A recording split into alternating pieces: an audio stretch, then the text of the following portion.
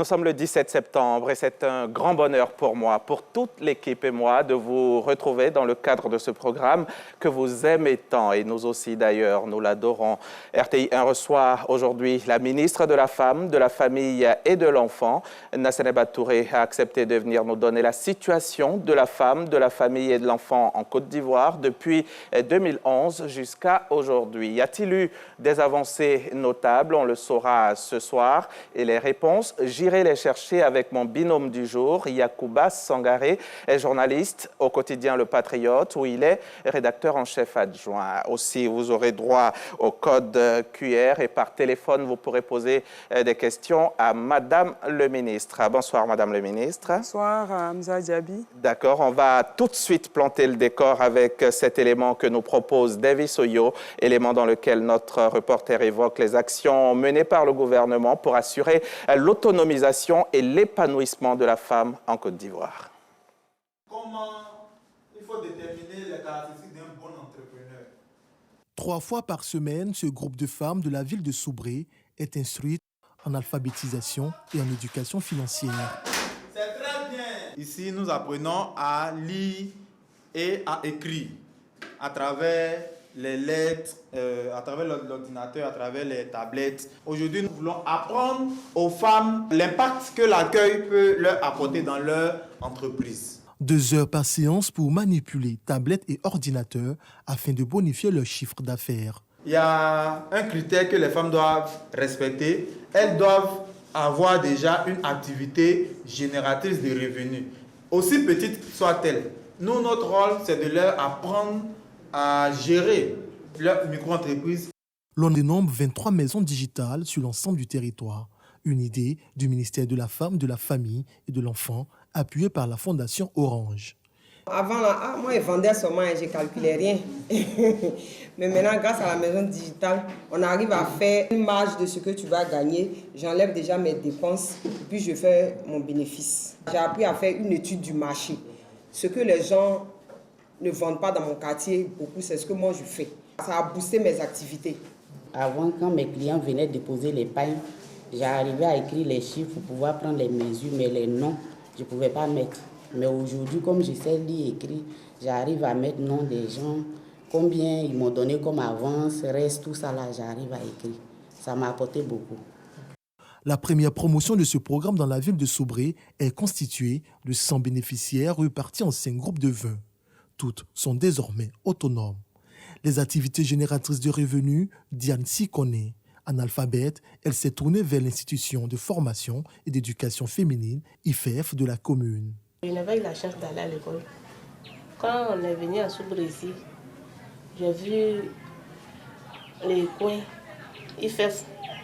On apprend à lire et à écrire là-bas pendant 2 ans. Maintenant, pendant 2 ans, si tu finis, tu choisis ce que tu vas faire là-bas.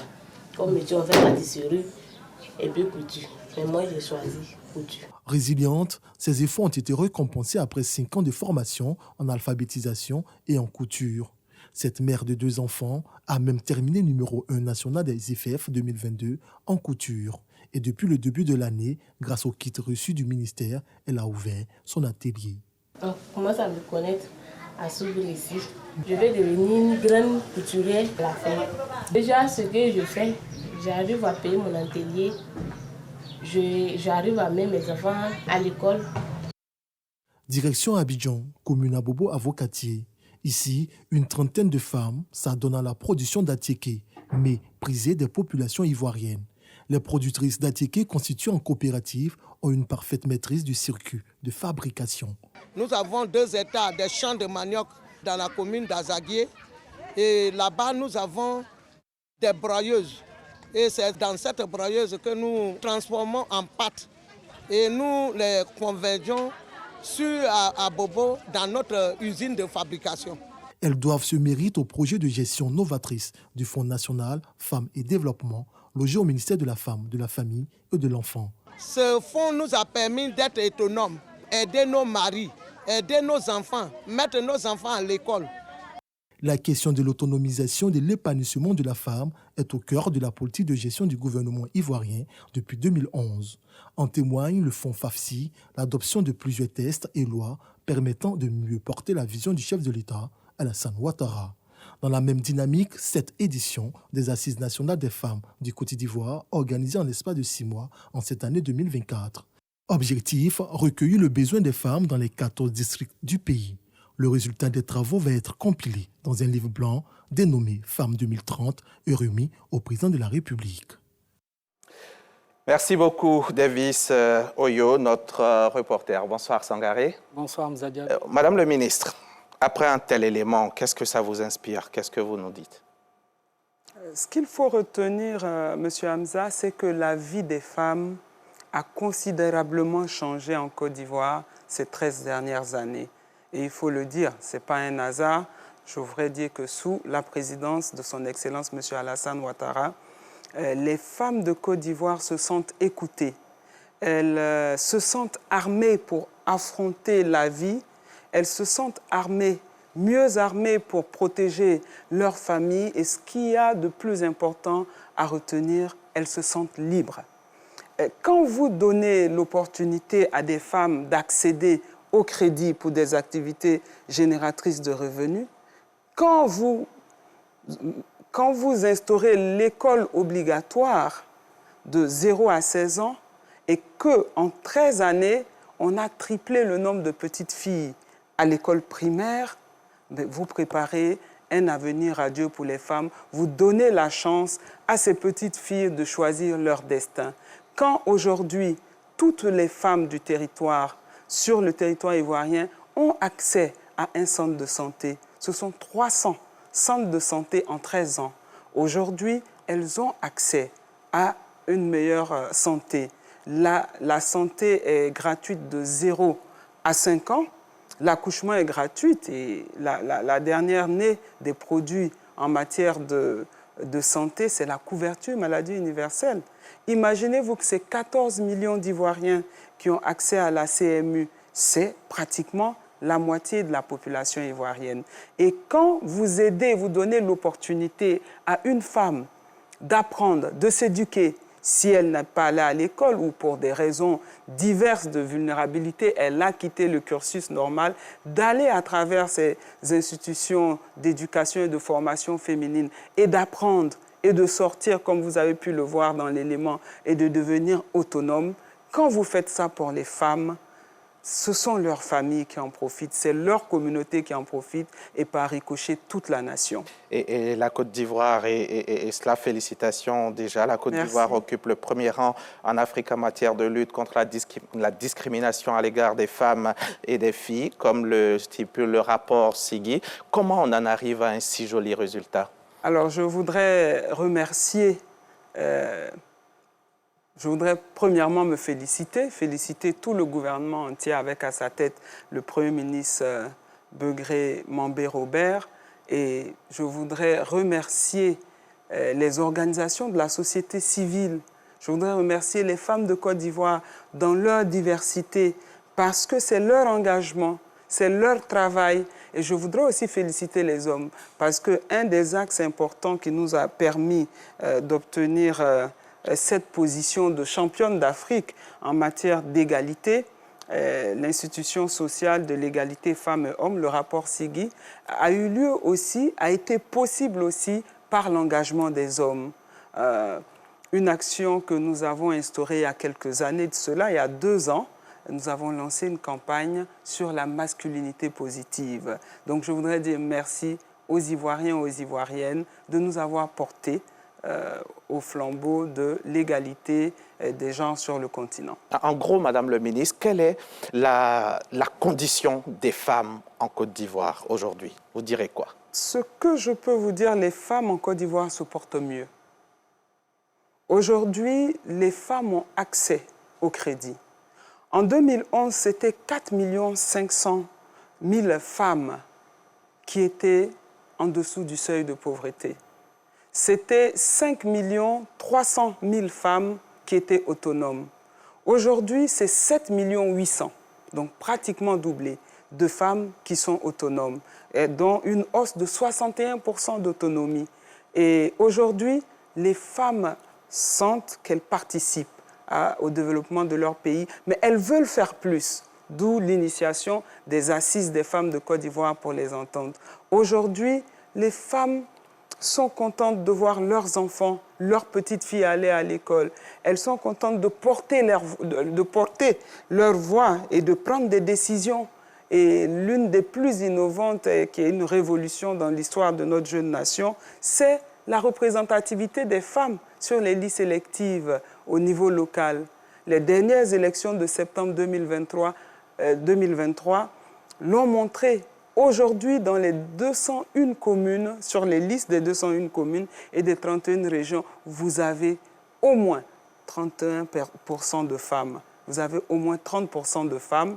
Et vous avez aussi, dans l'exécutif communal, c'est-à-dire la municipalité, où le président de région et ses vices, vous avez au moins une femme parce que, avec la volonté du président de l'État, nous avons appliqué la méthode de la liste zébrée. Un homme, deux femmes ou un homme, une femme.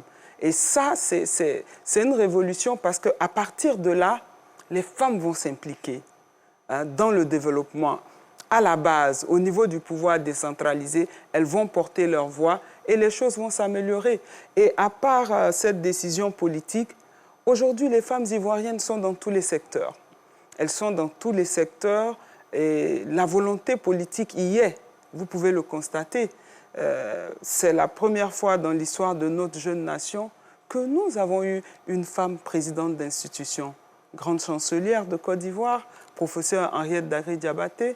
Aujourd'hui, la Cour constitutionnelle est présidée par une femme qui a précédemment présidé la Cour de cassation et la première femme ministre de l'Éducation nationale. C'est bien Madame la ministre, la présidente du Sénat, Kandia Kamisoko Kamara. Nous avons eu des femmes ministres de l'enseignement primaire, mais ministres de l'Éducation nationale. Aujourd'hui, les femmes ont de l'espoir et elles s'engagent, elles s'expriment. Monsieur Hamza, elles nous le disent, elles me parlent parce que nous sillonnons le pays. Elles nous disent leur ressenti. Les choses vont mieux, mais moi je peux vous dire que ça ne s'arrête pas là. Et vous faites quoi pour encore améliorer les choses? Déjà, on ne va pas s'auto-satisfaire de ce qui existe. D'accord, vous avez fait déjà beaucoup, mais comme il en reste encore à faire, qu'est-ce que vous faites de plus? La pauvreté est un des marqueurs très importants de notre action gouvernementale. Et le président tient à ce que la pauvreté soit boutée au maximum hors de notre pays. Et à cet effet, les femmes sont appuyées à travers des projets innovants. Tout à l'heure, vous avez vu l'exemple de la jeune fille avec le Fonds Femmes Développement. Nous avons le Fonds de la BACI pour les femmes au niveau de l'industrialisation et de la transformation. Mais l'un des plus innovants est le Fonds d'appui aux femmes de Côte d'Ivoire.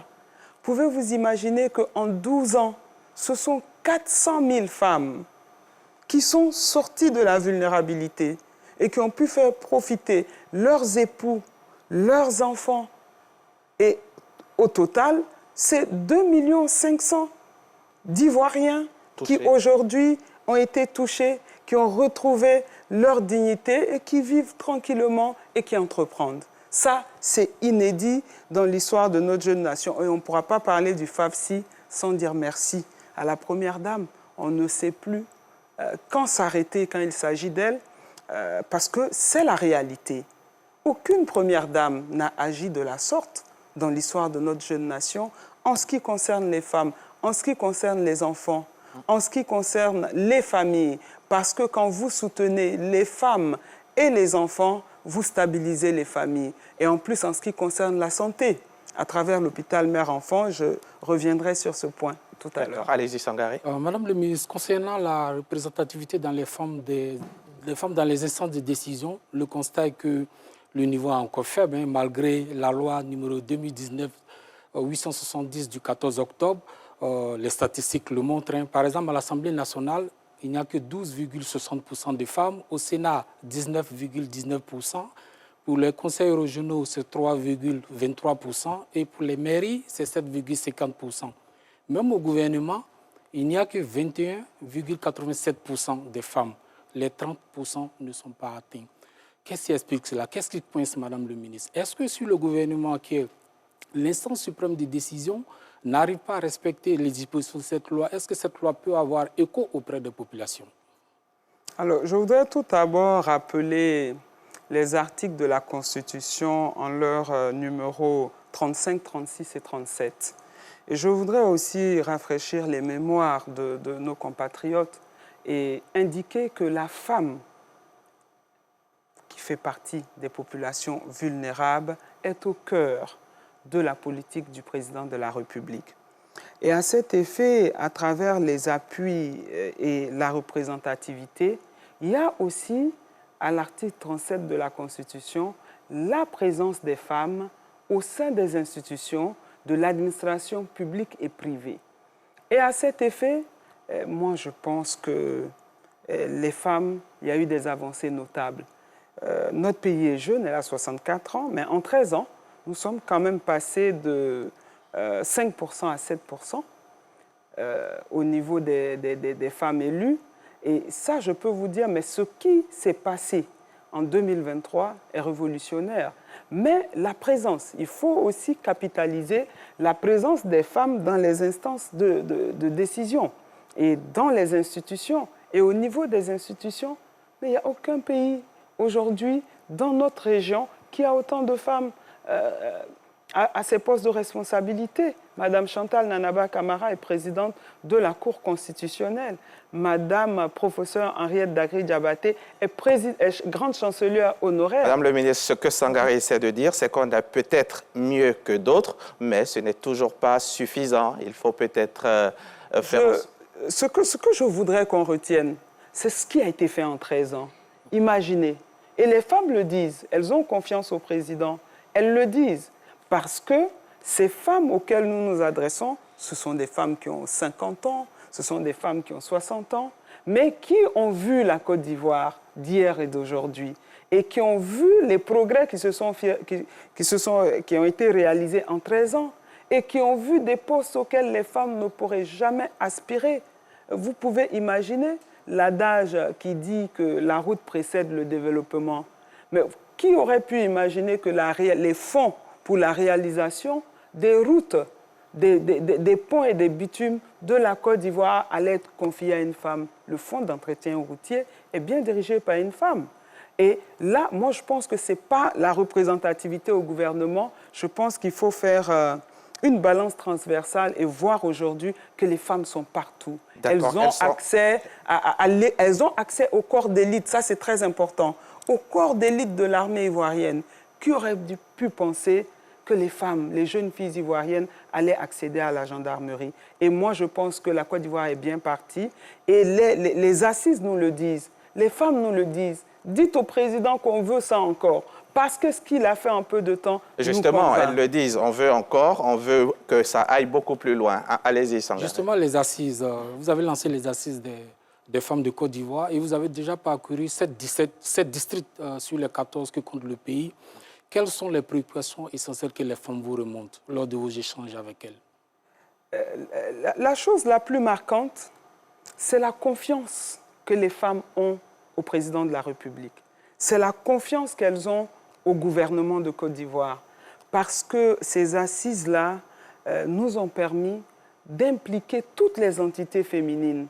Dans les districts, nous avons travaillé avec le ministère de l'Intérieur, le corps préfectoral, et on a vu tous les villages, tous les campements, tous les départements, toutes les communes, petites, nucléaires, moyennes, métropoles, présentes dans les chefs-lieux de région. Il y a eu des travaux, c'était pour 48 heures.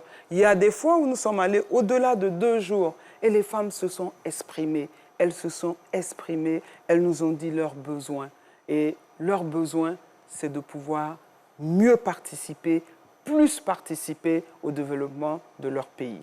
Et elles ont besoin de certaines choses aussi, de leurs préoccupations. Elles vous l'ont signifié quand même pendant ces assises. Vous savez, outre les remerciements qu'elles ont pu formuler. La vie des femmes en Côte d'Ivoire est extraordinaire. Et les changements qui ont été opérés en 13 ans mais sont inédits. Parce qu'aujourd'hui, les femmes parlent. C'est cette liberté de parole déjà. Les femmes parlent aujourd'hui. Elles s'expriment. Elles nous disent, voilà les problèmes qu'on a, nous qui sommes dans le monde rural. Et là, je peux vous dire, je le vois, je le sens, je suis fille d'Odiéné. Je le sens. Et la pénibilité du travail des femmes en zone rurale, elles veulent moderniser leur travail, elles veulent la mécanisation de leur activité, elles veulent avoir accès au marché, elles veulent comprendre, connaître la petite transformation pour réduire les pertes post-récolte. Mais elles ont confiance, mais elles sont déjà très reconnaissantes pour le FAFSI. Des femmes sont dans des ménages, elles sont reconnaissantes pour les filets socioproductifs. Vous ne pouvez pas savoir ce que ça représente, 37 500 francs CFA en campagne pour 3 mois. Mais c'est beaucoup. Elles le disent. Elles disent merci. Dites merci au président. On a reçu et on continue de recevoir nos 37 500. Ça, c'est inédit. Depuis 2017, c'est au moins plus de 400 000 familles qui profitent de cela. Elles nous le disent et elles veulent aller à échelle. Et le président est très attentif à ces assises. Et elles ont intitulé le livre parce que nous avons analysé avec les préfets, avec les directeurs régionaux. Nous avons regardé pour les 7 districts tous leurs besoins et on s'est rendu compte qu'il y en a qui sont réalisables à court terme et à long terme. Mais elles nous demandent, dites nos préoccupations au président. Court ou long terme, nous voulons qu'il le fasse pour nous. Parce qu'il a fait beaucoup en 14 ans, et c'est en 13 ans, et c'est à lui que nous avons confiance. Et dans l'élément que vous avez entendu tout de suite, le livre s'intitule « Femmes 2030 ». Merci, Madame le ministre. On va maintenant suivre un autre reportage. Je profite pour rappeler aux téléspectateurs que vous pouvez scanner le code QR qui s'affiche au bas de votre écran et ensuite poser votre question. Et le téléphone est aussi ouvert. Régis Kofi vous attend de l'autre côté. Madame le ministre, en 2023, rien qu'en 2023, en une seule année, près de 9000 cas de VBG ont été déclarés en Côte d'Ivoire selon le Programme national de lutte contre les violences basées sur le genre. Comment on en arrive à un chiffre aussi monstrueux en dépit des actions menées sur le terrain par vous, par le gouvernement? C'est la question que s'est posée notre reporter. On va suivre maintenant. Ces pas sont ceux d'une survivante des violences basées sur le genre. Yvette, nom d'emprunt, a été victime de viol à l'âge de 2 ans. Son bourreau, âgé de 32 ans, l'avait laissée pour morte. Les faits se sont déroulés à Laoua-Bolia, village du département de Saïwa. C'était en décembre. Le 17 décembre, un vendredi, j'étais couché dans la maison. Il y avait fini. Il y a une femme qui est venue taper à ma porte vers les 5 heures. Elle dit qu'elle veut piment avec poisson sec. Donc je suis sortie dans la maison pour venir servir la dame. C'est comme ça que je suis rentrée dans la maison, mais je n'ai pas vu ma fille. Donc moi je me suis dit que c'est quand je suis sortie pour venir servir le poisson, c'est là qu'elle m'a suivi. C'était vers les 5 heures. Je suis venue, je ne l'ai pas vue au dehors ici. Je dis, où Rito est rentré? Où est Rito?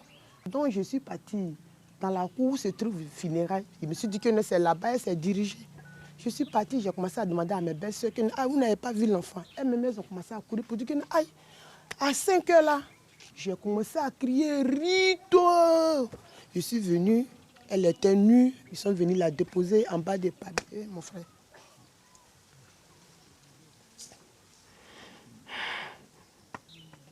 Mon enfant était nu.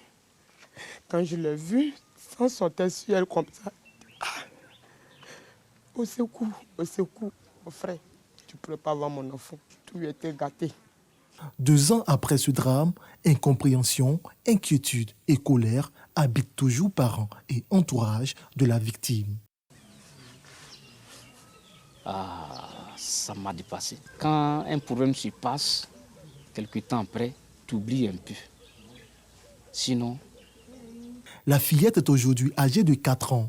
Elle est saine et sauve grâce à l'intervention du ministère de la Femme, de la Famille et de l'Enfant. Yvette a bénéficié de 3 opérations chirurgicales. toutes prises en charge par l'État. Dans l'opération, l'État a dépensé 1 500 000 francs. L'État m'a aidé, mais je les demande d'accord de m'aider parce que l'enfant souffre à présent. L'enfant souffre. Mais je ne sais pas quoi faire parce que financièrement, je suis à plat. La localité d'Aféry a aussi vécu l'horreur un 17 mars 2023 aux environs de 20 h. Nadège, 41 ans, mère d'un enfant, a été tailladée par son conjoint. Je vivais pendant 15 années avec ce dernier. Et en retour, un bon matin, il y avait une veillée à côté de nous. J'ai fait marcher, j'ai préparé. Le soir, aux environs de 20 h, il a fini de manger et il m'a appelé, il dit Nadège, viens nous donc causer. Arrivé là-bas, et il m'a appelé par mon nom Nadège. J'ai répondu, il dit ah, aujourd'hui ta vie est finie. Je pensais que c'était un bois qui voulait me frapper avec. Donc dès qu'il a soulevé, je dis je vais prendre ma main gauche pour attraper le bois. Donc dès que j'ai pris ma main pour attraper, ça a coupé ma main. Donc deuxième, il a envoyé la machette encore, ça a pris au niveau de mes aisselles. Il a soulevé même main là, puisque je ne savais pas que ma main était coupée. Et la troisième, il a macheté sur ma cuisse.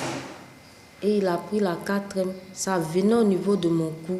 Il dit, ah, il prend ma main droite pour me défendre encore. Et ça a coupé ma main droite. 6 mois auparavant, son conjoint avait menacé à plusieurs reprises de lui couper les mains. Des menaces qu'il finira par mettre en exécution.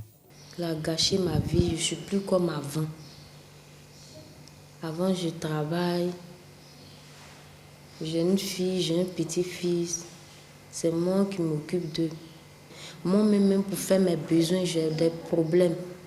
Aujourd'hui, la jeune dame et ses parents demandent de l'aide pour l'acquisition d'une prothèse et l'arrestation de son bourreau.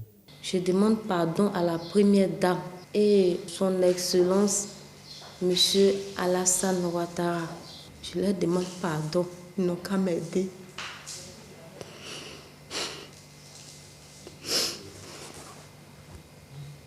Actuellement, ce que nous demandons à l'État, c'est qu'elle puisse vivre aisément. Et puis, dans le contexte de son conjoint, nous sommes tous en danger parce qu'il menace toujours. En 2023, 8862 cas de VBG ont été déclarés et traités en Côte d'Ivoire. Madame le ministre, ça fait froid dans le dos. Les VBG, une réalité cruelle en Côte d'Ivoire.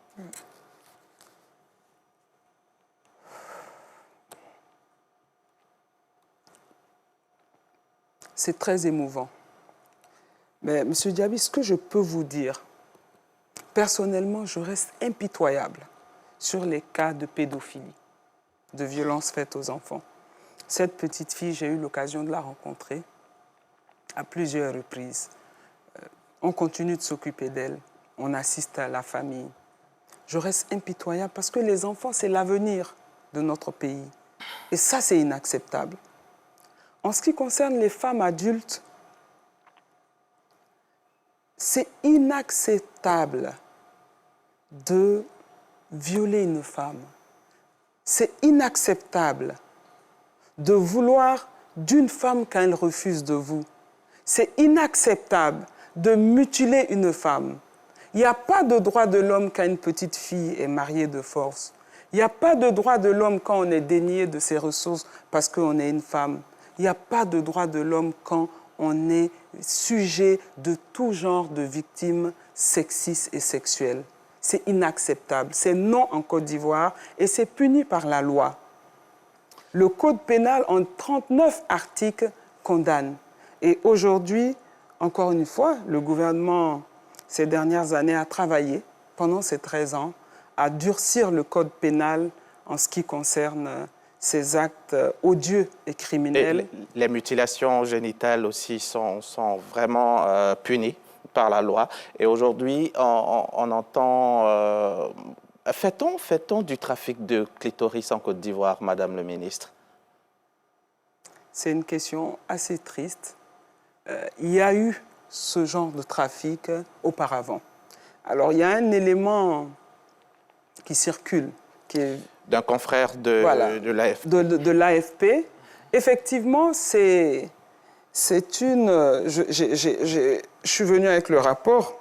C'est une analyse situationnelle des mutilations génitales féminines en Côte d'Ivoire qui a été demandée en 2018 par l'État de Côte d'Ivoire à travers le ministère de tutelle. Et à cette étude, nous avons, à cette analyse, nous avons associé plusieurs organes, l'UNFPA, ONU Femmes, des ONG telles que AVI, Djigui Fondation, pour nous aider à faire cette étude. Et pendant 2 ans. Donc ce rapport, cette analyse nous donne la situation de 2019 et de 2020, c'est-à-dire 2 ans. Le rapport a été publié en janvier 2021. Mais le document de l'AFP, lui, est tout récent, Madame le ministre. Alors, loin de 2020. Alors, il a été tiré de ce rapport. Voilà, tout ce qui est écrit fait partie de ce rapport. Alors, comme ce n'est pas que l'État et qu'il y a les organismes des Nations Unies et des grandes fondations telles que la Fondation Djigui, connue pour sa lutte contre ce fléau qui est la mutilation génitale, les résultats et les recommandations de l'analyse ont été publiés en janvier 2021. Alors, à partir de là, à partir de cette publication, l'État a orienté une nouvelle feuille de route. Parce qu'après cette analyse, les zones ciblées, il y a effectivement le Bafing, le Denguélé et la région du Tompi. Et vous pouvez voir que de 2021 à ce jour, nous avons mené des actions considérables de sensibilisation dans ces zones. Donc ce trafic n'existe plus? Normalement, il ne devrait plus exister. Mais nous voudrons lancer un appel aux familles, aux populations ivoiriennes, d'appeler, de signaler chaque fois qu'il y a de telles actions prévues, de les signaler. Et je veux vous dire qu'après cette analyse, nous avons mené une grande campagne en 2021, après les résultats de l'analyse, et nous avons créé, une année après, la ligne 1308 pour signaler toutes les violences basées sur le genre. Vous n'allez pas me croire. Sur 100 appels, 70 sont des hommes, sont des garçons qui nous signalent de violences ou d'organisations de mutilation génitale. À cet effet, je vais vous conter une histoire. Parmi les régions que je viens de citer, il y avait aussi la région du Hambol, qui pratiquait beaucoup cette pratique l'excision. De l'excision. Et il y a l'histoire de la petite Fatime, qui a été première de classe jusqu'en classe de CM1 et qui avait 8 ans. Et après l'excision, elle est décédée par hémorragie. Le chef de village s'est engagé. Il est l'un de nos champions aujourd'hui et il travaille avec nos travailleurs sociaux, avec nos directeurs régionaux à travers tout le pays pour sensibiliser.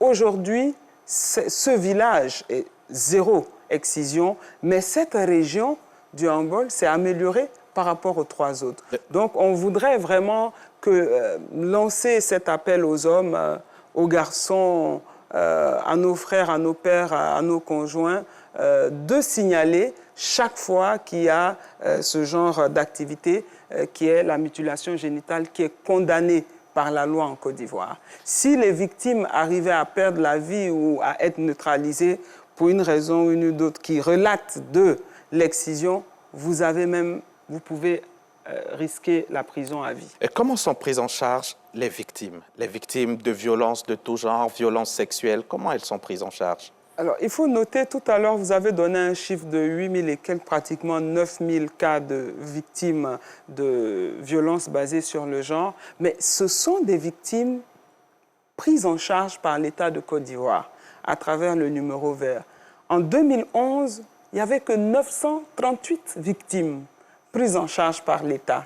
Et là, aujourd'hui... C'est-à-dire qu'à cette époque-là, il y avait moins de victimes? Il n'y avait pas de repères, premièrement. Au niveau, il n'y avait pas moins de victimes, il n'y avait pas de repères parce qu'on ne savait pas vers qui aller pour signaler. On a aujourd'hui le numéro vert. Il y a eu l'installation de 88 plateformes de lutte contre les VBG sur l'étendue du territoire. Et l'innovation à noter, c'est l'existence de bureaux genre dans tous les commissariats et dans tous les bureaux de gendarmerie sur l'étendue du territoire.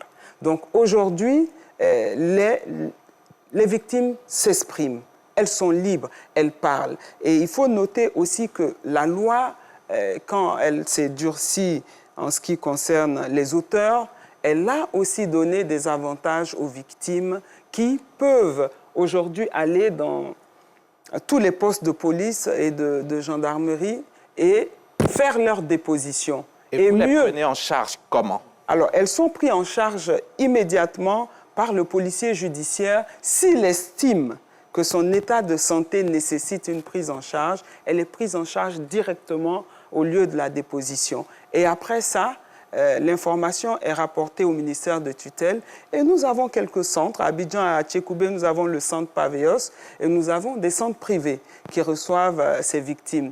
Alors, je vous ai dit, quand il s'agit de la première dame, ça peut paraître ce que les gens peuvent penser, mais elle est vraiment très engagée.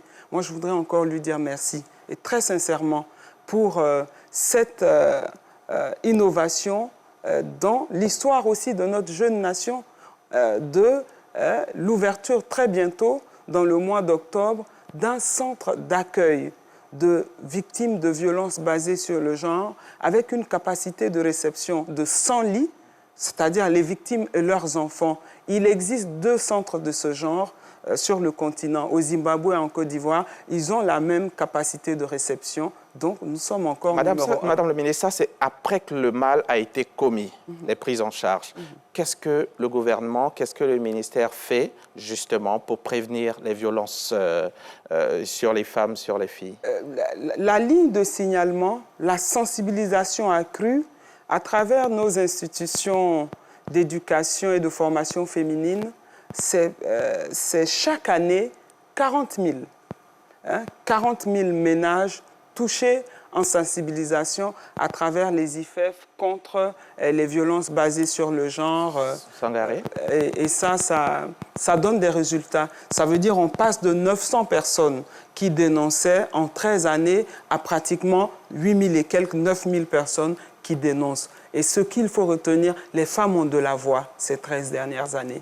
Madame le ministre, je voudrais revenir sur 2 cas concernant les VBG. Les statistiques montrent que la plupart des cas relèvent un peu du partenaire ou du mari. Et dans ce cas, comment vous adressez la question? Et puis ensuite, il y a la problématique de certaines femmes, à cause des pesanteurs sociales, du regard très pesant de la société, préfèrent se taire et souffrir en silence. Et il y a beaucoup de règlements à l'amiable aussi. Aujourd'hui, vous êtes sur le plateau, certaines sans doute vous regardent. Est-ce que vous avez un message à leur donner? Ces femmes qui souffrent en silence, qui n'osent pas se confier. Vous savez, peut-être qu'on aura un élément qui va couvrir une de nos sensibilisations sur le terrain. Nous nous exprimons à ces femmes, nous parlons à ces femmes, nous leur montrons la loi qui est en leur faveur. Nous leur faisons comprendre que c'est leur temps et qu'elles ne devraient pas accepter parce que, humainement parlant, ça ne peut pas être accepté. Que la Côte d'Ivoire du président Alassane Ouattara est un pays où le droit de l'homme est respecté aujourd'hui. Nous sommes une grande nation, on les sensibilise.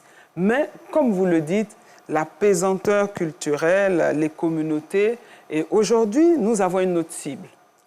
C'est les chefs religieux et traditionnels. Nous en avons formé 1800 en 13 ans sur l'étendue du territoire.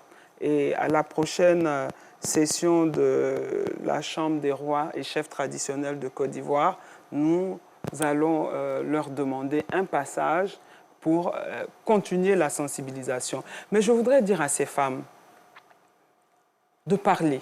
Aucune femme ne mérite de mourir en silence. Et dire que quand on accepte cela, dans certaines sociétés, vous allez avoir des enfants valeureux. Vous ne pouvez pas avoir d'enfants valeureux si vous êtes démunis de toute capacité de leur donner de l'amour, que vous n'avez aucune estime pour vous. Comment vous allez leur apprendre l'estime de soi à eux? Et ceux-là, ils sont l'avenir de notre pays demain. Donc j'aimerais dire à mes sœurs que l'État travaille pour elles. Nous sommes là pour les écouter, pour les soutenir. Elles sont propriétaires d'elles-mêmes, elles respectent la loi. Aucun homme n'est propriétaire du corps d'une femme ou de son esprit. Et même l'une des graves violences, c'est celle qui est psychologique. Et nous avons beaucoup de cas de dépression et des femmes qui ne s'apprécient pas. Je voudrais leur dire de s'apprécier. Je voudrais leur dire que le moment est propice et opportun pour elles. Elles peuvent apprendre même si elles n'ont pas pu aller à l'école. Elles ont accès au crédit à travers plusieurs fonds. Elles ont besoin d'être autonomes. Elles ont besoin de profiter de cette Côte d'Ivoire autonome, cette Côte d'Ivoire prospère que le président a créée. D'accord. Madame le ministre, nous allons prendre les questions des téléspectateurs. Il y en a deux ici sur ma tablette.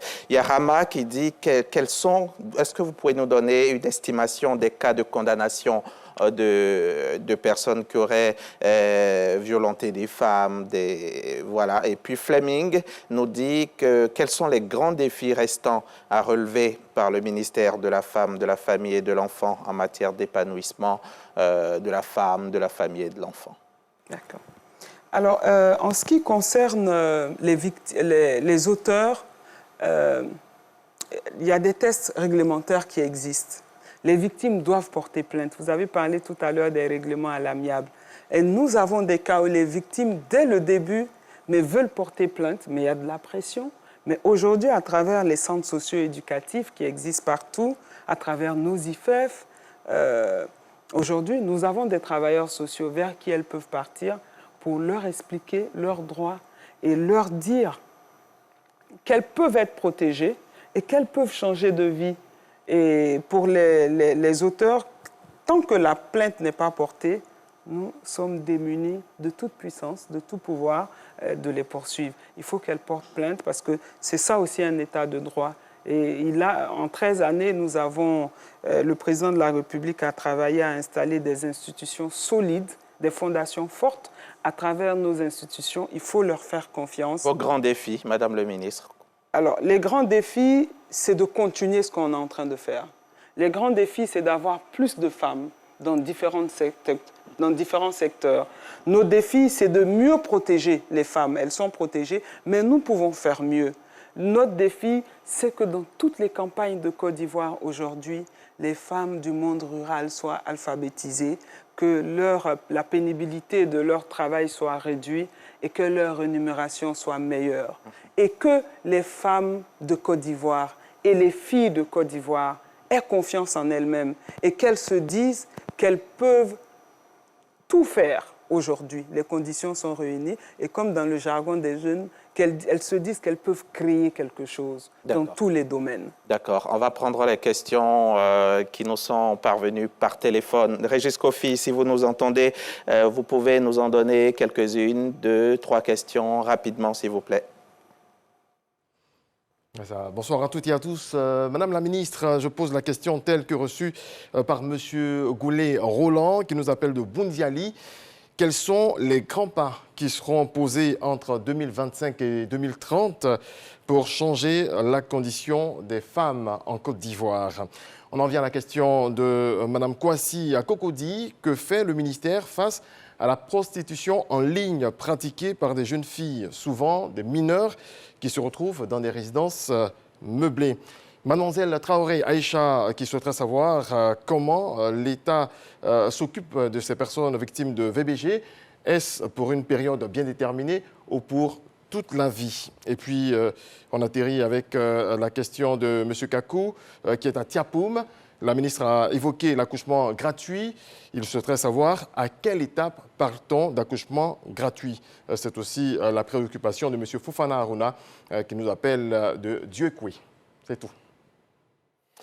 Madame le ministre, 4 questions pour vous. Merci. Vous avez 2 minutes pour y répondre. Eh bien, dis donc, 2025-2030, nous avons donné la parole aux femmes à travers les consultations régionales.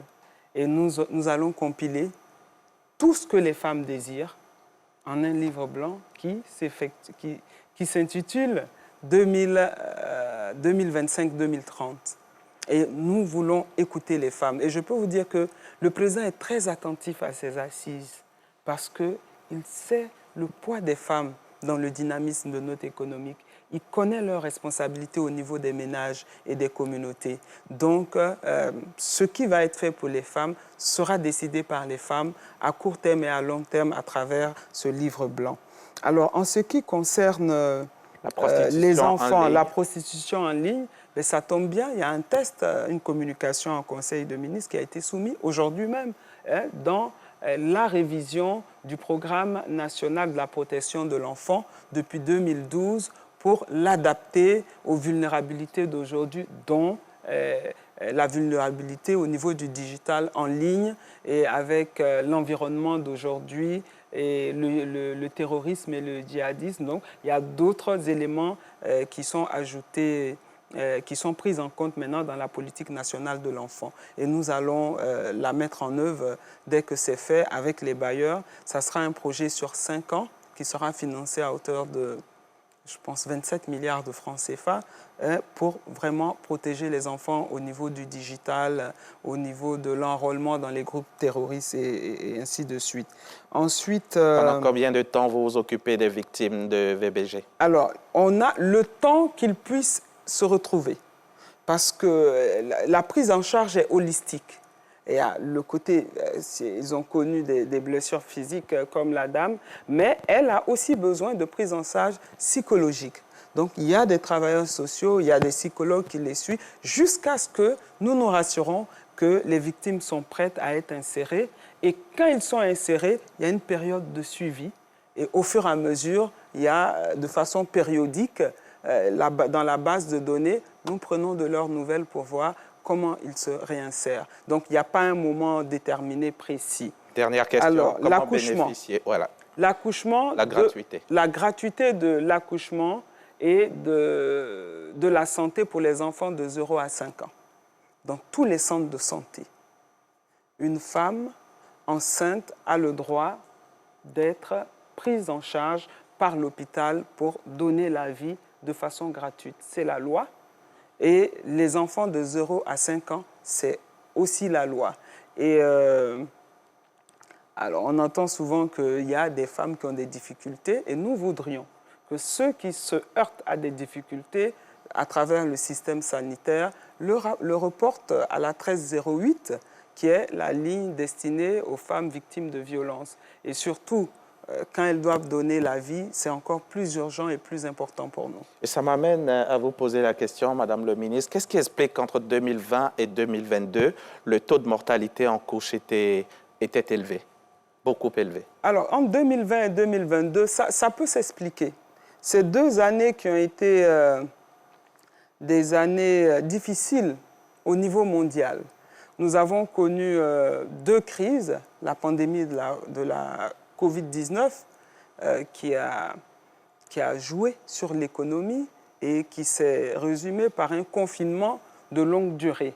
Et je pense qu'avec le stress, le traumatisme et l'incapacité, souvent dans certains cas, quand elles sont dans les campagnes, d'aller vers ces centres de santé primaires à leur proximité, peut être une des raisons. Et vous avez aussi constaté que l'acheminement du vivrier était vraiment un problème parce que la nutrition joue un rôle important dans la santé de la mère et de l'enfant et ça détermine aussi la possibilité de ne pas tenir à cette période-là. Aussi, on a eu la crise russo-ukrainienne qui a vu la flambée des prix des céréales. Et vous savez, quand on dit céréales, ce sont les femmes dans nos marchés partout. Et la crise n'est pas terminée, elle se poursuit, Madame le ministre, et pourtant?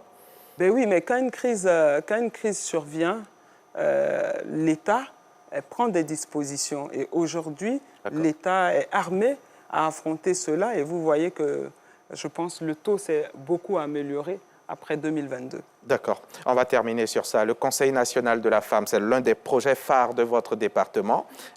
Qu'est-ce que c'est et puis quel sera son rôle lorsqu'il sera mis sur pied?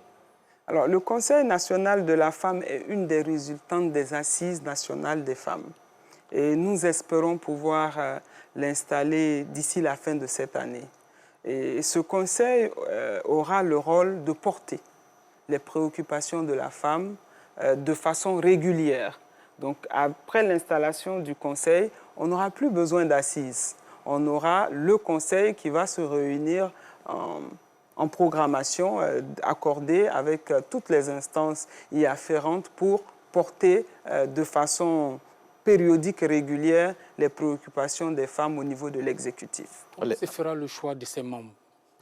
Alors, on est en train de travailler là-dessus et je ne voudrais pas trahir de secret. Le document va être finalisé dans quelques semaines et nous espérons le lancer d'ici la fin de l'année. Et les assises dont vous parlez, c'est prévu se tenir dans 14 districts. Oui. Vous en avez déjà fait la moitié. Voilà. On s'en va maintenant, Madame le ministre, pour la deuxième partie de notre émission consacrée à la situation de la famille en Côte d'Ivoire. Quels sont les programmes du ministère pour améliorer le quotidien des familles? Quels sont ces programmes, mais surtout, pour quel impact réel? Élément de réponse dans ce sujet signé Ahmed Traoré de la direction des magazines d'information. Cynthia Ouassa Doué est commerçante et mère de 5 enfants. Elle habite à Alakro, quartier de la commune de Cocody. Cette dame avait du mal à gérer sa colère, cause de fréquentes disputes avec les membres de sa famille. Ces crises de colère, résultat de rancœur endurées pendant plusieurs années, aboutissaient à des violences. Je vis dans un foyer. Aujourd'hui, il me fait 15 ans que je vis dans ce foyer-là. Mais je n'ai jamais eu la joie en tant que telle. Parce que toujours dans ce foyer-là, c'était des histoires. Dans une cour où on habitait plusieurs personnes, mais toujours, c'était à moi, ma porte, qu'il y avait des histoires. C'était à moi, ma porte, qu'il y avait des mamites qui lançaient, un peu tout. C'était pas facile. Toujours, c'était des pleurs, toujours, c'était les pleurs, toujours triste parmi mes camarades. L'appui du ministère de la Famille, de la Femme et de l'Enfant a produit des résultats positifs pour Cynthia Doué. Elle ne montre aucune empathie pour les autres personnes. Mieux, elle se réjouit d'être à nouveau mère d'une petite fille de 7 mois. Au sein de mon quartier, on a le centre social qui travaille beaucoup avec nous, le centre social de Cocody. C'est comme ça qu'on a eu une formation au sein du centre social. Là. On m'a dit, lorsque un enfant te naît, il te fait quelque chose qui te fait mal ou tu dois le battre, essaie d'inspirer et aspirer. Quand j'étais en face de cette situation-là, c'est comme ça que je m'éteignais avec mes enfants.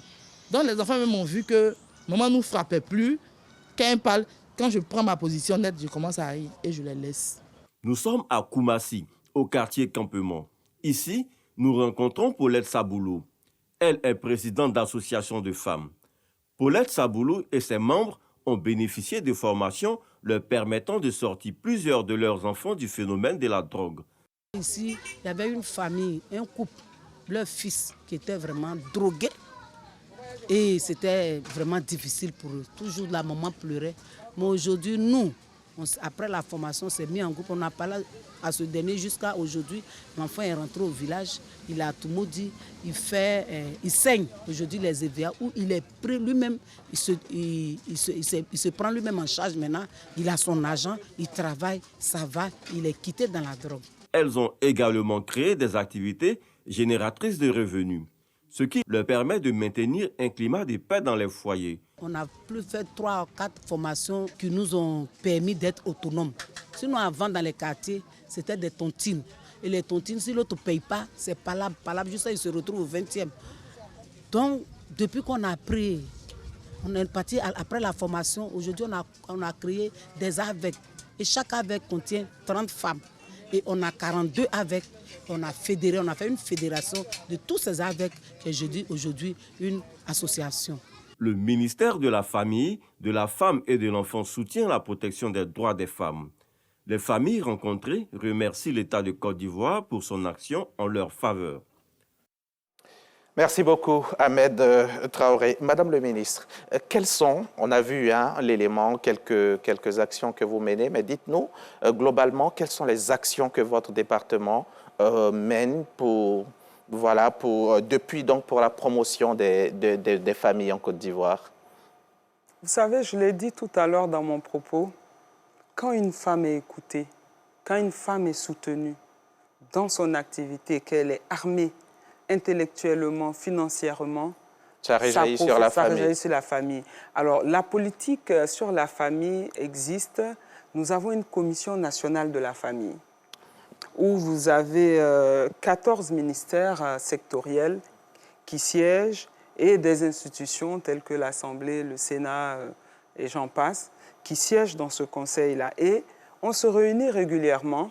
C'est quoi ces missions, le Conseil national de la famille? C'est de remonter les difficultés des familles au niveau de l'exécutif et dans les régions. Parce qu'avec, vous pouvez imaginer le changement climatique, les besoins au niveau de l'agriculture et j'en passe, les problèmes des grossesses en milieu scolaire, les jeunes filles dans les familles, les jeunes garçons à la puberté qui s'adonnent à l'utilisation des psychotropes, les violences familiales. Donc cette commission remonte vraiment la situation dans chaque région avec des indices qui nous permettent de mieux orienter notre politique pour lutter contre ces fléaux qui déstabilisent les familles. Et ça fonctionne très bien. Ça fonctionne très bien. Et hormis ça, après ces remontées, ça nous permet, comme je dis, d'identifier les besoins. Et les familles les plus vulnérables sont assistées par le ministère de la Femme, de la Famille et de l'Enfant de façon ponctuelle, en appui de vivre et non-vivre. Ce sont 40 000 familles qui sont touchées par an à travers nos différentes directions. La direction en charge de la famille, c'est de la protection des enfants malades du VIH-Sida, PNOV, la direction du PPAV, la direction de la protection de l'enfant, la direction de l'autonomisation de la femme. Donc, de façon transversale, les familles sont touchées. Mais la meilleure des choses, j'en ai parlé tout à l'heure, ce sont les familles les plus modestes qui reçoivent, qui sont bénéficiaires des filets socioproductifs. Donc, nous avons une base de données que nous partageons avec les autres ministères en charge du capital humain pour pouvoir croiser nos actions et satisfaire les familles ivoiriennes. On note aussi l'adoption en 2023, je crois que c'était dans le mois de février 2023, du décret sur les familles d'accueil. C'est quoi une famille d'accueil? Alors, en 2023, nous avons eu une présence accrue des enfants en situation de rue. Donc, il y a un programme d'urgence de retrait des enfants en situation de rue d'Abidjan. Et à travers nos numéros, la 116 pour les enfants, nous avons vu beaucoup de familles volontaires. Donc, nous avons mené le plaidoyer auprès du gouvernement et ça a eu l'assentiment du premier des Ivoiriens qui, par décret, on a défini, en collaboration avec le garde des Sceaux, l'établissement de ces familles d'accueil.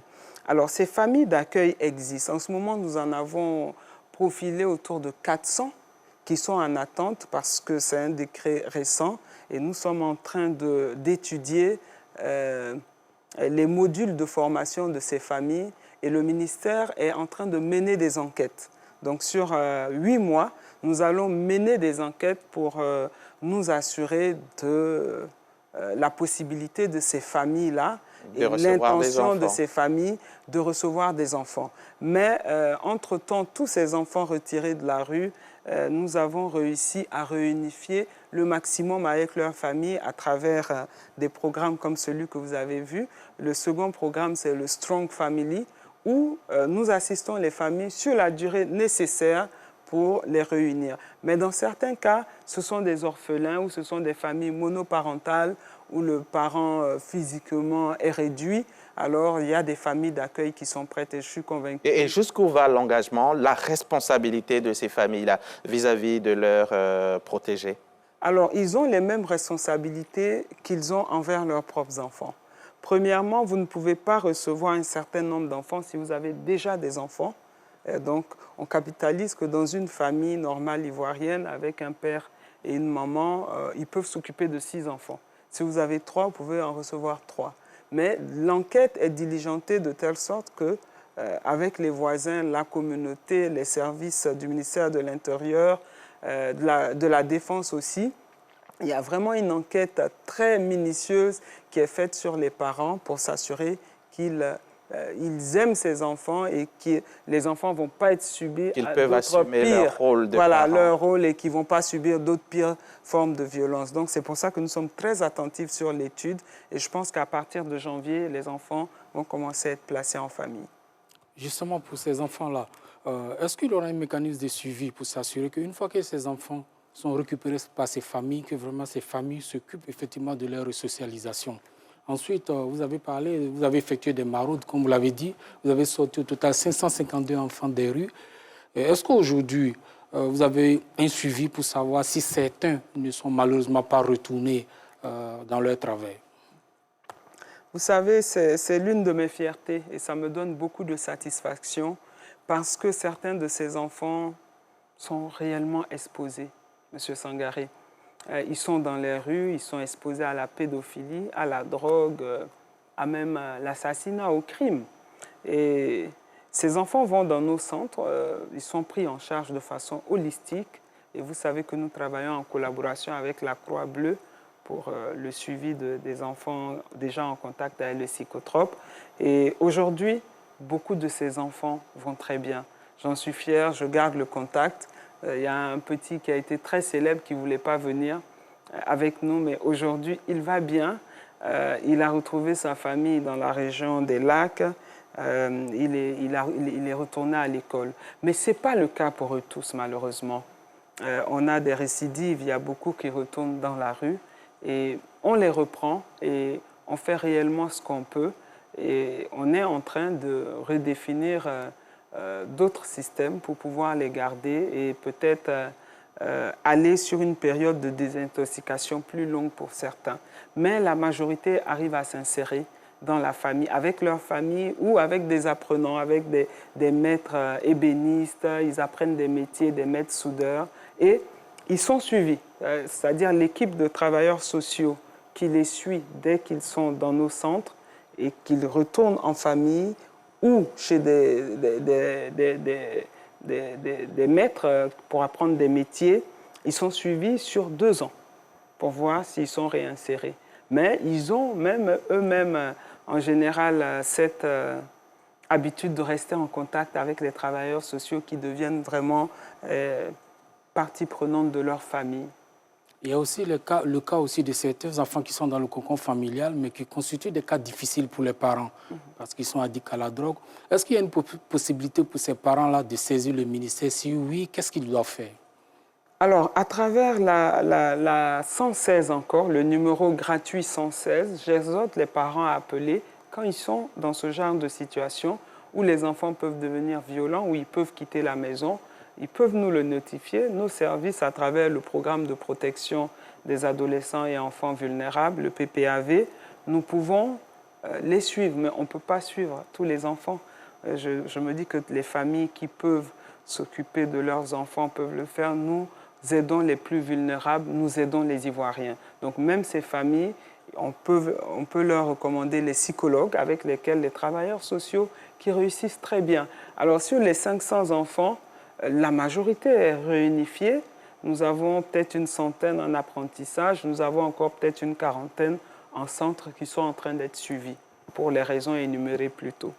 À vous entendre, Madame le ministre, on a l'impression que les familles, les femmes, tout est mis en œuvre pour que tout le monde se porte bien. Et pourtant, l'opposition pense que non, que tout est pratiquement à faire.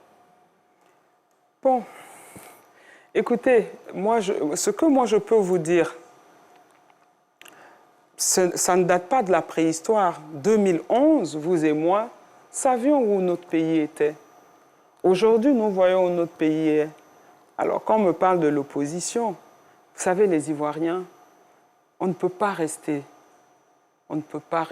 loin de la Côte d'Ivoire et décider pour les Ivoiriens. Il faut connaître la Côte d'Ivoire, il faut connaître les Ivoiriens. Ce n'est pas des chiffres qui déterminent. Ce que vous venez de voir à la télé, ce sont des histoires vraies. Ce sont des vies. C'est de ça qu'il s'agit. Et moi, je vais vous dire, le point qu'on touche, moi, je ne suis pas statisticienne, mais en 12 ans, je suis sûre que la question viendra. Donc, je vous dévance. En 12 ans, en 13 ans, gagner un point en matière d'indice de développement, oui, mais il faut rappeler que de 1993 à 2010, la Côte d'Ivoire a perdu 49 points. Donc si en 12 ans on gagne un point, moi j'en suis fier et je pense qu'on peut mieux faire. Et je peux rassurer les Ivoiriens sur ça, parce que dernièrement, la Banque mondiale et le Bureau de statistique de l'UNESCO, par les chiffres qu'ils ont déjà ben, les chiffres vous disent tout. Le rapport sur l'indice, l'IDH de 2025 nous dira. Et le dernier rapport, ce que je peux vous dire, en tant que ministre de la Femme, de la Famille et de l'Enfant, je vois aux frontières de Côte d'Ivoire comment mes directions travaillent. Je vois nos parents, les familles, les femmes, les enfants, les hommes qui sont aux frontières chaque jour pour venir en Côte d'Ivoire, pour accéder à un mieux-être, pour accéder à l'éducation, pour avoir un meilleur revenu par mois, pour accéder à des soins de santé. Voici les éléments qui déterminent l'IDH. Donc, c'est un peu paradoxal que tous ces pays sont à nos frontières tous les jours et que nous soyons classés comme ça. Mais bon, je pense que la réalité, c'est dans le quotidien des Ivoiriens, c'est ce qu'on voit. On va en venir, Madame le ministre. Comme vous nous demandez d'en venir, on va en venir. Mais en attendant, vous dites que les gens frappent à nos portes, mais ici même, en Côte d'Ivoire, les familles, les populations, comment, selon vous, quel est leur ressenti? Qu'est-ce que les populations, comment elles vivent, comment elles voient la vie actuellement, notamment la vie chère et tout ça, leur ressenti? Qu'est-ce que vous pouvez en dire là-dessus? Les femmes avec qui je parle, les familles avec qui je parle, ont bien entendu des préoccupations.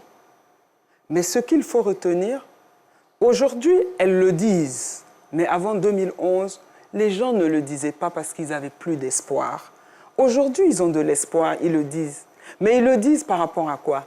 Par rapport à ce qui a été réalisé en 13 ans. Ils demandent, ils sont reconnaissants de ce qui est fait. Maintenant, ils veulent aller plus vite. Ils ont confiance au gouvernement, ils ont confiance au président et ils savent qu'il a l'oreille attentive à leurs revendications.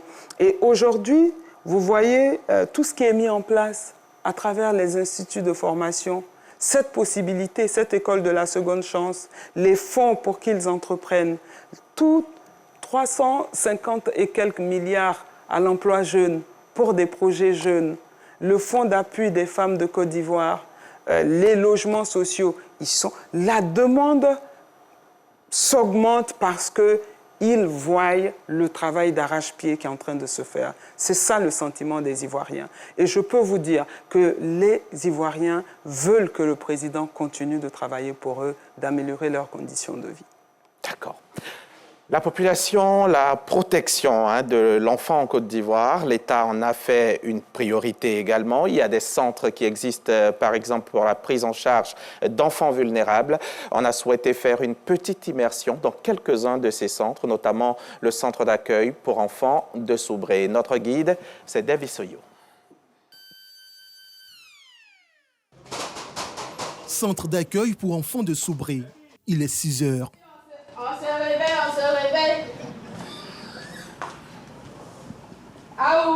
Apprendre à faire le lit à un enfant, voilà, c'est lui apprendre demain à se prendre en charge lui-même. Cette journée, les 32 pensionnaires démarrent leurs activités par le sport, le taekwondo précisément. Je dirais que le taekwondo qu'on apprend aux enfants est très important. Certains ils ont subi des actes de violence et autres. Avec le savoir qu'on lui donne, ça peut servir à l'enfant pour pouvoir se défendre. Un centre moderne d'une capacité d'accueil de 64 lits, construit par la première dame de Côte d'Ivoire. Il est opérationnel depuis juin 2018. Le centre abrite des enfants victimes, entre autres, des pires formes de travail, de maltraitance, ainsi que des orphelins.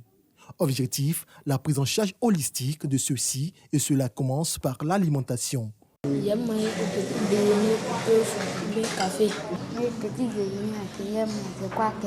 Ici, l'âge des pensionnaires oscille entre 5 et 17 ans. Ils ont en commun le passé douloureux. J'étais chez mes parents là-bas, à Daloa là-bas.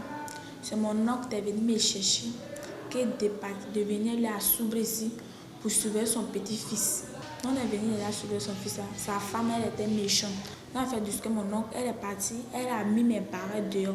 Elle a pris ses enfants, ils sont partis. Moi, j'ai pris mes barrages. Il y a chargé de femmes me promener dans la rue. Une femme m'a vu, elle m'a envoyé dans le centre ici. Ici, là, je me sens bien. Les messieurs, les mamans, tu viens nous sauver, nous donnent tout.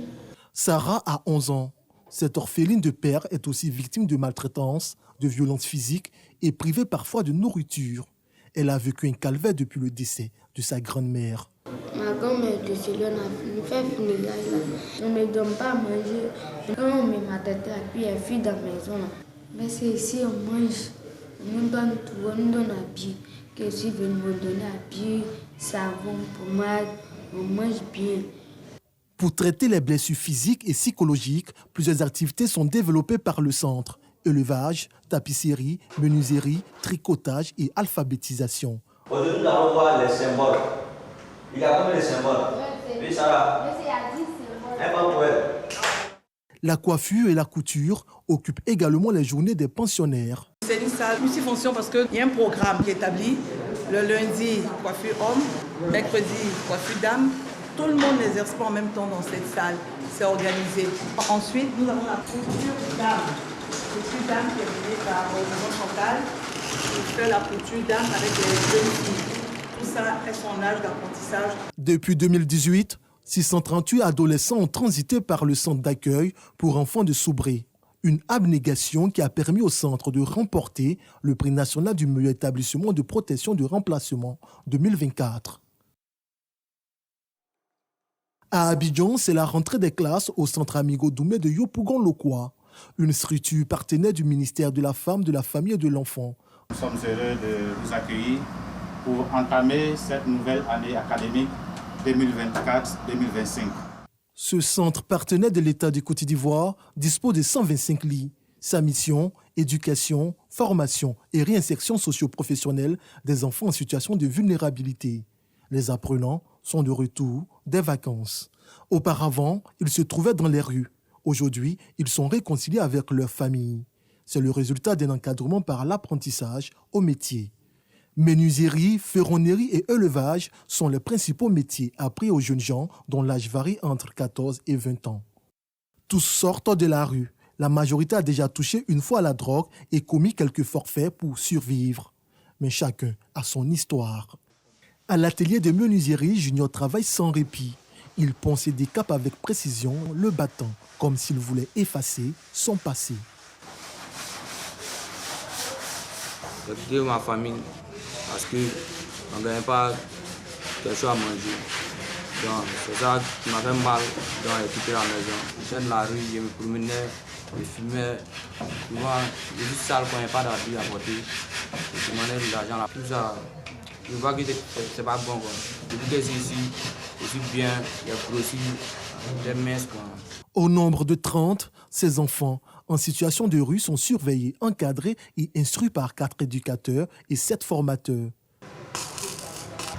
Leur présence dans ce centre est le fruit du programme de protection des enfants et adolescents vulnérables, PPAV. Pour ceux qui sont ici, pour la plupart, ce sont les enfants que nous avons pris dans les rues, à travers une de nos activités que nous appelons Maraude, afin que cet enfant-là soit ici, il soit en hébergement, il puisse être nourri. Et en plus de cela, on continue sa resocialisation et puis l'enfant apprend un métier. La réunification de la cellule familiale est un pan prépondérant de la politique développée par le ministère de la Femme, de la Famille et de l'Enfant. De 2011 à 2024, 24 963 enfants, dont 866 filles, ont retrouvé leur famille. Madame le ministre, une question simple. Les enfants vivent-ils sans danger en Côte d'Ivoire? Nos enfants sont notre avenir. Beaucoup d'actions clés ont été menées en ce qui concerne la protection de nos enfants. Celle la plus révolutionnaire d'entre elles est celle de la loi de l'école obligatoire. En 2011, sur 9 enfants, vous avez 3 qui partaient à l'école. Aujourd'hui, nous avons 94% de taux de scolarisation sur pratiquement tous les enfants scolarisés. Le cadre de l'école permet d'abord d'éduquer les enfants. Ça leur donne le choix de leur destin. En 2014, la loi s'est encore durcie dans le code pénal en ce qui concerne la protection de l'enfant, contre toutes les pires formes de travail, d'exploitation, de traite. Et à cet effet, je voudrais lancé un appel aux populations ivoiriennes d'appeler le numéro 116 partout où ils sont témoins ou même pas témoins, mais assument ou pensent pour que l'État puisse être là pour s'assurer de la protection de nos enfants qui sont l'avenir de notre pays. Selon les données nationales, il y a la violence qui reste une réalité quotidienne pour un grand nombre d'enfants en Côte d'Ivoire. Il y a 61% des garçons, 47% des filles qui ont subi des violences physiques, 19% des filles et 11% des garçons qui ont subi des abus sexuels pendant leur enfance. Alors, en tant que ministre de l'enfant, vos sentiments face à ces chiffres? Les chiffres se sont améliorés. Le taux de scolarisation est monté, c'est vrai, mais ça, c'est aussi une réalité. Le chiffre s'est amélioré ces 13 dernières années, mais les pourcentages existants restent élevés. Et nous travaillons à cela.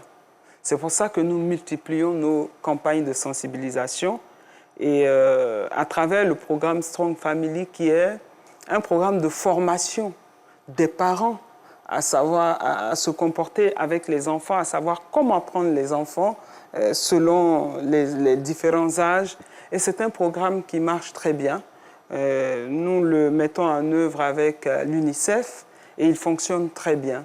Et nous comptons multiplier ce genre de projet pour plus de sensibilisation auprès des parents en milieu rural et en milieu urbain pour leur faire comprendre que la violence n'est pas la solution. Les enfants aujourd'hui, avec l'évolution du monde, avec la globalisation, la mondialisation, ils savent tout à travers le digital, qui est une nouvelle vulnérabilité qui va être prise en charge. Il faut parler avec les enfants, il faut réduire la violence parce qu'elle ne... Quelle politique de protection de l'enfant en Côte d'Ivoire, Madame le ministre? La politique de protection de l'enfant en Côte d'Ivoire, comme je vous ai dit depuis 2012, fonctionne très bien. Elle est en train d'être revue en 2024 pour prendre en charge les autres vulnérabilités. Aujourd'hui, les enfants ont accès à l'école, ils ont accès à la santé.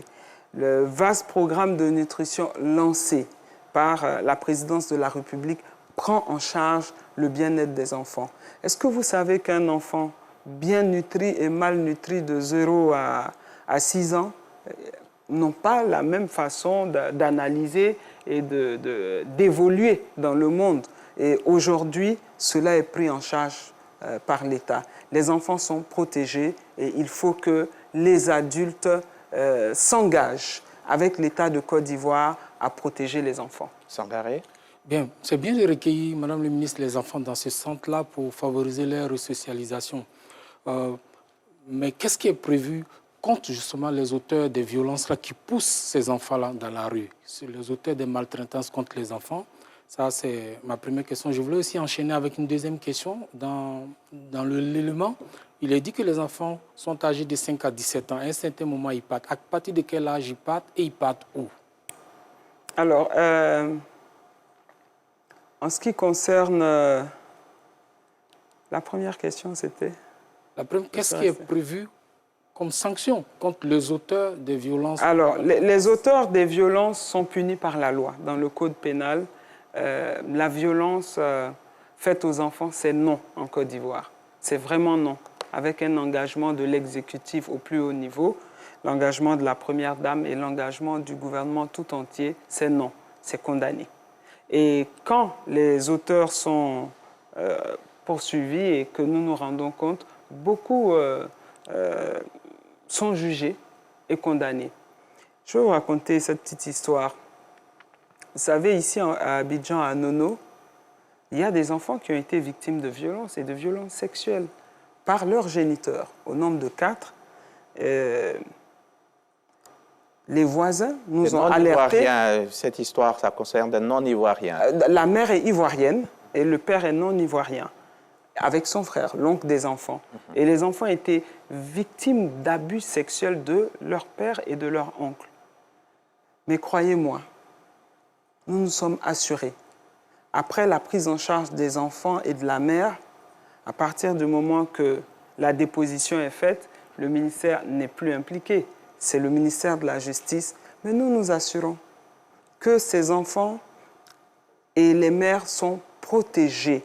Et nous nous assurons que le processus judiciaire aille à son bout et que les auteurs soient condamnés par la loi. Et justement, cette histoire-là, il faut le dire, parmi les enfants, il y avait des petits garçons qui étaient aussi abusés sexuellement. Et ça va me faire vous poser cette question. Le phénomène Woubi, vous connaissez, Madame le ministre? Des enfants aussi sont abusés sexuellement. On parle de pédophilie. Vous savez, c'est deux choses différentes qu'il ne faut pas... La pédophilie? Voilà, non, c'est deux choses différentes. Le phénomène de Woubi, c'est l'homosexualité et la pédophilie, c'est deux choses. Là, on parle des enfants. Alors, en ce qui concerne les enfants, nous sommes impitoyables là-dessus. Comme je l'ai dit tantôt, les cas de pédophilie sont punis par la loi. Et nous sommes intransigeants là-dessus. Et tous les enfants victimes, vous avez vu la petite Ruth, elle est prise en charge, mais l'auteur, il a 32 ans, nous nous assurons qu'il purge sa peine à la prison de Gagnoa. Nous n'allons pas le laisser sortir pour abuser d'autres petites filles. Alors, il faut une coopération entre l'État et les parents. Il faut que les parents parlent. Il ne faut pas se taire. Il ne faut pas se taire, sinon on crée des monstres. Ce sont des enfants détruits qui après peuvent et en ont gros sur le cœur et dont le futur est incertain. Il faut le dire, il faut l'exprimer. Et la loi punit... Nos enfants ont donc besoin de beaucoup plus de protection. Définitivement. Et c'est ce que nous faisons. Je voulais revenir sur les enfants des centres. Tout à l'heure, je vous ai demandé, dans le reportage, il est dit qu'ils sont âgés de 5 à 17 ans. Est-ce qu'au bout de leur séjour dans ces centres, que deviennent-ils? Où vont-ils? Alors, après 17 ans, ils deviennent adultes. Ils ont 18 ans et ça nous donne le temps de les insérer, de les suivre quand ils rentrent tôt dans le centre. Mais s'ils viennent un peu plus tard, ils sont reversés au ministère de la Jeunesse, de l'Insertion et de l'Insertion dans les centres de civiques. Dans les centres civiques. Madame le ministre, on va faire un tour à Dabou. Ce n'est pas loin, on va revenir assez vite.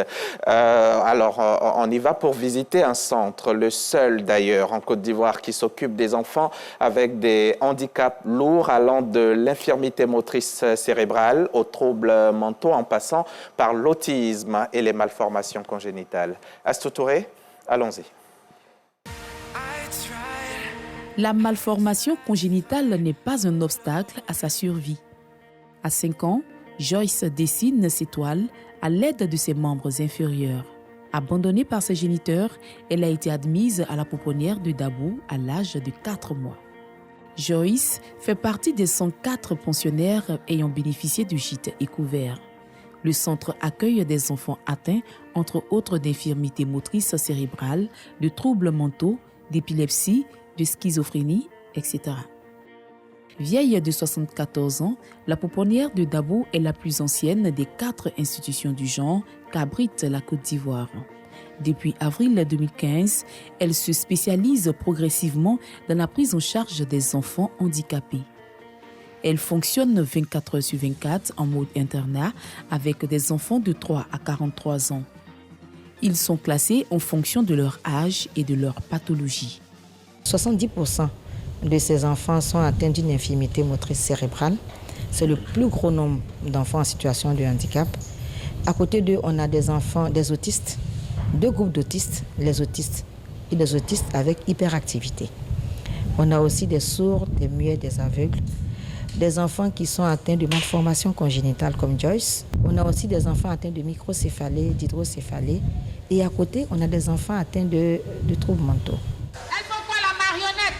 Ici, les enfants vivent dans une ambiance familiale, loin des railleries et des pesanteurs socioculturelles. Cela avec du personnel entièrement dédié à la prise en charge psychosociale, affective, cognitive, rééducative et sanitaire pour leur épanouissement. La prise en charge, elle est pluridisciplinaire. On a la prise en charge rééducative, éducative avec les éducateurs, la prise en charge médicale, qui est confiée au service médical, la prise en charge rééducative et fonctionnelle confiée à l'équipe de kinésithérapie, et on a la prise en charge sociale, c'est-à-dire le service social qui va servir de porte d'entrée et qui va gérer donc le volet administratif. Et à côté, on a la prise en charge maternelle qui est faite avec le personnel de substitution, qu'on appelle les mamans de substitution. Grâce à l'appui du ministère de la Femme, de la Famille et de l'Enfant, la Pouponnière a été dotée d'un nouveau centre de santé entièrement équipé par une ONG partenaire. En vue d'aider à l'autonomisation des pensionnaires, le ministère de la Femme, de la Famille et de l'Enfant a initié un programme de formation.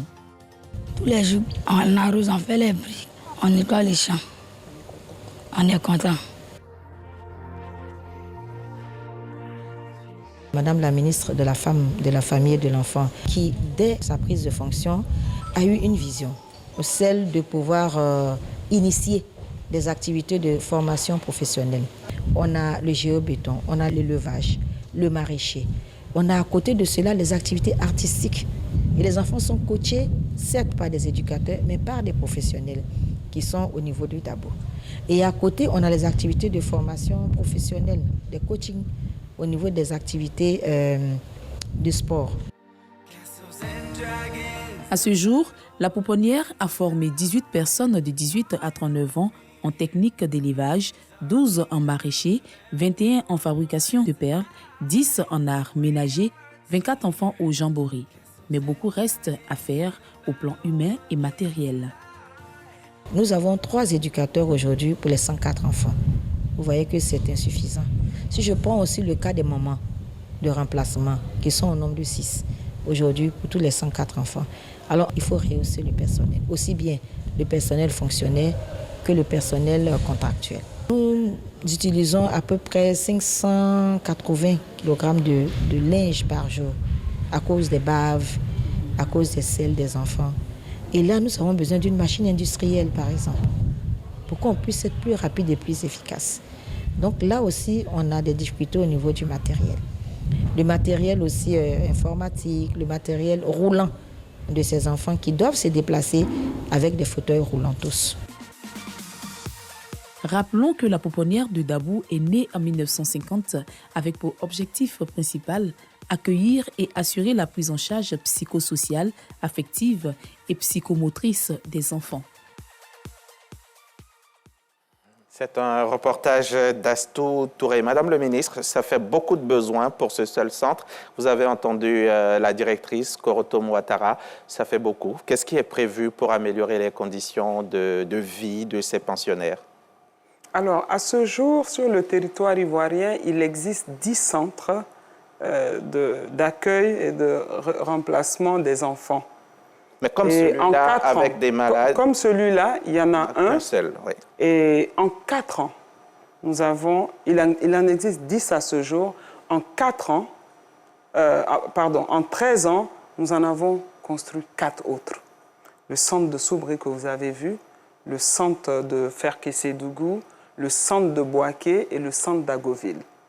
En 4 ans, c'est ce qui a été réalisé. Ce centre s'apprête à connaître une réhabilitation, l'ajout d'un bâtiment supplémentaire à cause du nombre d'enfants handicapés et une réhabilitation et un équipement très incessant. L'État s'en charge et c'est prévu. D'accord. Est-ce que vous prévoyez dans les années à venir construire d'autres centres? Si oui, combien? Oui, en ce moment, nous avons un centre en construction à Boaké, à Mans, qui devrait finir en 2028 sur une période quinquennale. On devrait l'inaugurer en 2028 et elle aura une capacité de 150 lits pour les enfants malades et les enfants aussi en situation de rue. Et nous allons en faire plus. On va en faire parce que le besoin est là. On en parlait d'ailleurs pour les enfants autistes, parce que là, on n'a pas d'enfants autistes. Et les enfants autistes, nous sommes en train de travailler. Et je pense qu'on a aussi un autre centre qui va dont la construction va commencer l'année prochaine à San Pedro, en 2025, sur 5 ans. Donc, qui va être inauguré en 2030 à San Pedro, mais qui aura encore une plus grande capacité que celle de Mans. Ce qu'il faut retenir, c'est qu'en 64 ans d'indépendance, on en avait 6 et en 13 ans, nous en avons ajouté 4 parce que le besoin était là et ces centres sont toujours remplis d'enfants en difficulté. D'accord, Madame le ministre. On sait que depuis 2013 à peu près, il existe un Parlement pour les enfants. C'est quoi son rôle, ses missions? Le rôle du Parlement des enfants, c'est de les impliquer dans la vie communautaire, dans les familles, dans la vie culturelle. C'est leur apprendre à s'exprimer. Et c'est apprendre aux parents à les écouter. Donc, le Parlement fonctionne très bien. Il se réunit régulièrement. Il a pratiquement les mêmes dates que le Parlement national d'ouverture. Ils ont les mêmes dates de vacances et leurs préoccupations sont remontées. Et puis, selon les ministères sectoriels, le ministère de tutelle transfère leurs préoccupations qui sont automatiquement prises en charge. Et c'est bien ciblé, les besoins par région, par communauté. Madame le ministre, à l'entame de l'émission, vous nous invitiez à parler de l'IDH. On va donc en parler. De 2010 à 2022, le pays est passé, vous le disiez, hein, de la 167e à la 166e. Ça fait une place de gagner en 12 ans. Vous en étiez satisfaite. Mais je voudrais vous rappeler qu'entre 2021 et 2022, la Côte d'Ivoire passe de 159e place à la 166e. Qu'est-ce qui explique cette méforme? Ce que moi je retiens de mes tournées à l'intérieur du pays, dans les contrées les plus reculées, dans les campements, dans le pays profond, ce que je retiens, c'est que la condition, le revenu des Ivoiriens a augmenté. Je retiens qu'ils ont accès à des centres de santé, il y en a eu 300 en 13 ans. Je retiens que les enfants vont à l'école. Je retiens qu'il y a des sensibilisations, des mécanismes qui sont mis en place pour garder les enfants à l'école. Voici les 4 éléments qui définissent l'IDH. Alors, donc ces chiffres, il ne faut pas trop en tenir compte. Moi, je me tiendrai plutôt à l'étude de 2025. L'UNESCO et la Banque mondiale sont des institutions fiables qui déjà prédisent par les chiffres qu'ils ont. Et je vous disais tout à l'heure, il y a un paradoxe quand même. On ne peut pas être un pays sur ces 4 indicateurs aussi mauvais et toute la sous-région est à nos frontières tous les jours pour atteindre ces 4 objectifs chez nous. Alors moi, je pense que c'est des chiffres à revoir, mais je voudrais dire qu'il faut donner, il ne faut pas montrer un côté de l'iceberg, il faut donner toute l'histoire. Ce que je voudrais dire, c'est que de 1993, et ça avec certitude, jusqu'en 2010, la Côte d'Ivoire a perdu 49 places. Ça, il faut le dire. Ça, il faut le dire. Entre ça et perdre 7 ou 8 places et en gagner une, ça veut dire qu'il y a un travail énorme, considérable et extraordinaire qui a été fait. Une question pour terminer. Est-ce que ce classement n'est pas une sorte de défi pour le gouvernement, justement, pour appuyer, pour améliorer, renforcer le capital humain, en plus de la construction des infrastructures? Moi, je le prends positivement parce que nous sommes au travail. Le président de la République, le gouvernement au travail, les ministres sont au travail pour améliorer les conditions de vie des Ivoiriens. C'est ça notre leitmotiv. Et c'est ça qui nous donne l'énergie quand on voit que les populations nous disent « Ah, aujourd'hui, j'ai réussi ça. » Je veux vous dire, je vous parlais des filets socioproductifs. Je voudrais féliciter ma sœur du ministère de la Solidarité. Mais je veux vous dire, je suis allée dans une région, dans le Lodjibois, pour une activité avec les femmes dans un village. Et on va terminer là-dessus. Alors moi je parle français, anglais, je suis malinké. Alors il y a une femme qui me suit, une femme âgée avec une jeune fille qui veut me parler, qui se débat, elle veut me passer un message. Alors je dis laissez-la, je demande au garde de la laisser. Et sa fille qui me dit, mémé dit merci à papa ado. Je dis d'accord, pourquoi? Elle reçoit 37 500 francs par mois. 37 500 tous les 3 mois. Tous les 3 mois. Alors, je dis, j'ai été curieuse de savoir qu'est-ce que ça peut faire. Je demandais qu'est-ce que Mémé fait. Alors, Mémé a un potager, on fait des aubergines, on fait du gombo, on fait un peu d'escargot. Avec ça, on arrive pendant 3 mois, à chaque récolte, à transporter nos produits. Avant, c'était difficile de les transporter. Avec ça, on paye le nécessaire vital, l'huile, le sel et le sucre. Avec ça, elle était contente. Et quand la petite a fini de me le dire, il y avait cette joie. sur son visage, parce qu'elle m'a vu sourire, Merci. et d'insister qu'il faut passer ce message au président. Merci. Il y a une envie forte dans nos campagnes. Dans nos campagnes, il y a cette envie des populations, des femmes avec qui je parle, que le président continue de travailler pour la Côte d'Ivoire. Vous êtes en train peut-être d'appeler à ce qu'il brigue un autre mandat, Madame le ministre, c'est cela? Il n'y a pas de difficulté à cela. Si c'est la volonté des Ivoiriens, c'est au président de le dire. D'accord. Viol, mutilation génitale féminine, mariage forcé, violence conjugale. Le gouvernement a mis en place les mécanismes de protection des femmes et des enfants, vote de loi, structure de prise en charge, campagne de sensibilisation. La Côte d'Ivoire s'engage à être un pays sûr où les femmes s'épanouissent et contribuent pleinement au développement. On dit que les enfants sont las d'être présentés comme notre avenir. Ils veulent que nous tenions nos promesses maintenant et que leur droit à être protégés de la violence soit une réalité. Et la Côte d'Ivoire est bien sûr la voie. Merci encore, Madame le ministre, d'avoir pu être avec nous ce soir dans ce numéro de RTI 1. Merci à vos collaborateurs. Merci Sangaré, Yacouba Sangaré, journaliste au quotidien Le Patriote, pour avoir assuré avec moi ce soir. Merci à la belle équipe qui m'accompagne chaque fois et qui est dirigée ce soir là-haut par Mamadou Fofana. Merci à vous, chers téléspectateurs, pour votre confiance et on se retrouve très vite pour le prochain numéro de RTI 1 reçoit avec un autre membre du gouvernement. Bonsoir.